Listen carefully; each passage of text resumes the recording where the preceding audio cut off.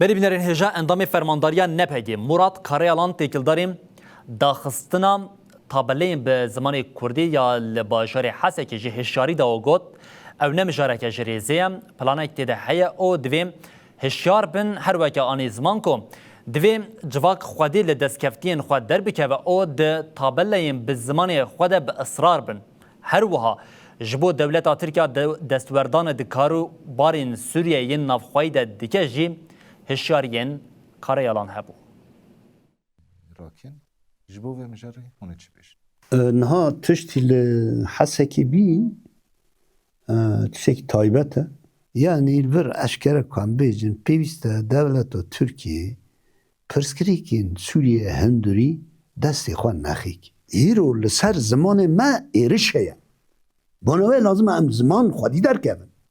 اندام فرمانداریا نپگی مراد کارایلان دیار کرد که بویرین داخستنا تابلویا به زمان کردی یا لحسه که دستن در وهیه نها تشتی لحسکی بی تشکی تایبته ورد خویه که دست نتیده هنه یعنی نه تشکی جریزه وکی مداخلاتی پولیتیک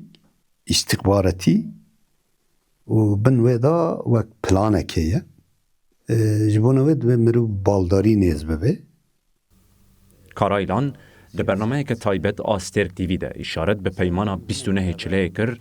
و دا زانین که هندک هول ددن بنوی والا بکن پیمانا اشتا ویرد بینا 29 چله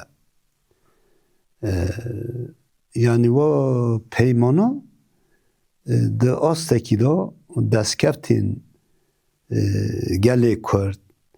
و نه هنک نرخین دموکراسی ده پاریزه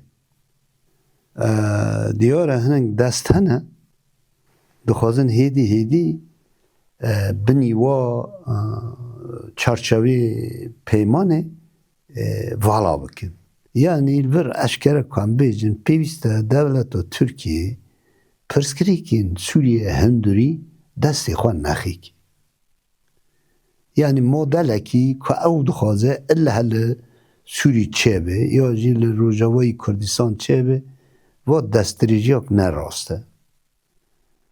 کارایلان دیار کرد که روجاوای کردستان 14 سالن پرورده یا زمان زکماکی تیمشاندن و دوی گله کرد دست دستکفتین خو برنده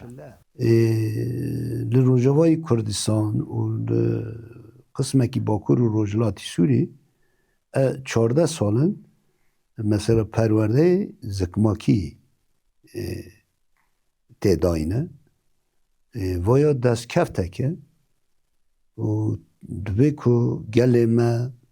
و دستکفته دستی برنده تکوشینا و بره بازین سیاسی دیپلماتیک پیشوخینه در روجاوای کردستان دا